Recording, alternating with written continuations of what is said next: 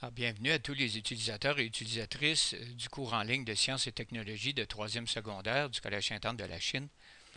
Dans cette capsule, nous allons fournir les réponses et les explications nécessaires à la compréhension des questions 1 à 14 de la deuxième partie des notes de cours du module 7 portant sur les articulations, le tissu musculaire et les muscles, l'anatomie des muscles. Commençons par les trois types d'articulations, on les retrouve avec leurs synonymes ici, les fibreuses, une fibreuse ou fixe, les sutures des os du crâne par exemple, cartilagineuse semi-mobile, la jonction des côtes et du sternum, entre deux vertèbres, synoviale ou mobile comme l'épaule ou la hanche. Voici une articulation de type synovial, on retrouve évidemment un liquide, la synovie, d'où le mot synovial, et sans l'identifier ici, on voit que cette synovie-là va être formée par une membrane, la membrane synoviale. On va voir ça tout à l'heure. Cartilage articulaire pour empêcher les deux os de frotter l'un sur l'autre et tout ça est attaché par des ligaments. On a l'os numéro 1 ici, l'os du haut, l'os du bas.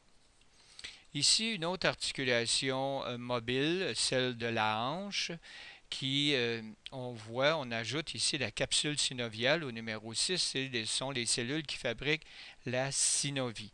Alors, on a l'os de la hanche ici, l'os iliaque, la tête du fémur, on a toujours nos ligaments qui attachent la, les deux os ensemble. L'articulation du genou est-elle plus solide que celle de la hanche? Évidemment non, parce que celle du genou, c'est une juxtaposition de deux os, hein, des os, et ils sont non emboîtés. Quel est le rôle de la synovie?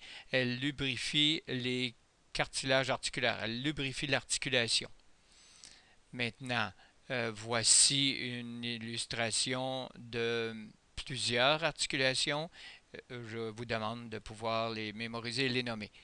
On nomme premièrement le type d'articulation, après ça on identifie le mouvement.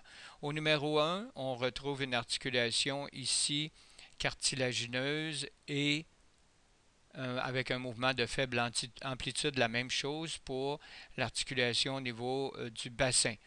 Numéro 3, là c'est une articulation qu'on appelle fibreuse avec un mouvement, aucun mouvement, hein, des micro-mouvements peut-être. La même chose ici, une cartilagineuse pour ce qui est de la colonne vertébrale avec mouvement de faible amplitude. Maintenant, on va aller dans les mobiles. Alors, ce sont des articulations ici. Le numéro 1 s'appelle une extension. Le numéro 5, pardon, c'est C1. C'est une articulation synoviale. On l'appelle l'extension de l'avant-bras.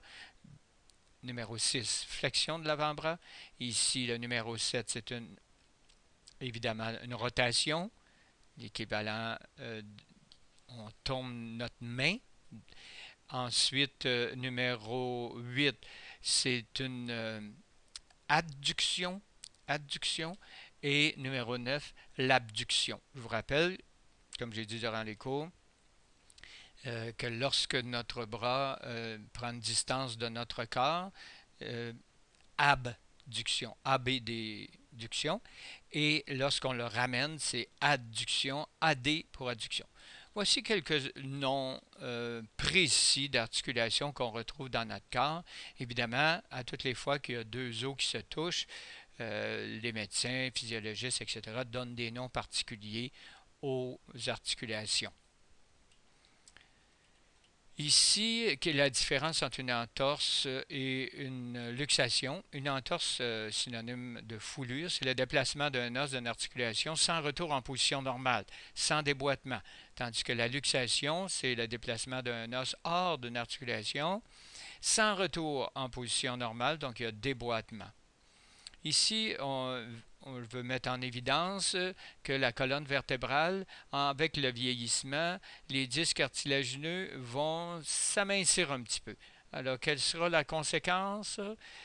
Ben, c'est que le trou de conjugaison devient plus petit et le nerf rachidien sera comprimé et ce dernier deviendra enflammé et douloureux. Par exemple, beaucoup de gens ont mal au nerf sciatique, etc. Ici, tissu musculaire. Ce sont les organes actifs du mouvement, les fonctions des muscles. Ils maintiennent les articulations, ils maintiennent la posture, pardon, stabilisent les articulations et produisent de la chaleur. Tout le monde a expérimenté que lorsqu'on a froid, on a juste à bouger et on se réchauffe. Maintenant, il y a trois types de tissus musculaires, les muscles striés volontaires, qu'on appelle aussi les muscles squelettiques, qui font bouger les os. Muscles striés involontaires, il y en a un, le cœur, et les muscles lisses involontaires, les muscles de l'estomac. Voici une illustration. À gauche, tissu musculaire lisse involontaire. Tous les muscles lisses sont involontaires. Le tissu musculaire strié volontaire, donc les muscles squelettiques, le biceps, le triceps, etc. Et l'illustration montre le tissu musculaire strié involontaire, c'est-à-dire le cœur. Maintenant, voici l'anatomie, hein, le nom des muscles à étudier par cœur et de bien mémoriser ça ici afin de pouvoir répondre aux questions d'identification pour le test. Celui qui est souvent bien utilisé, qui semble le plus compliqué et le plus retenu, le sterno-cleido-mastoïdien. Je vous rappelle que sterno vient de sternum, cleido vient de clavicule et mastoïdien vient du rocher ou du mastoïde, la partie arrière de l'os temporal du crâne.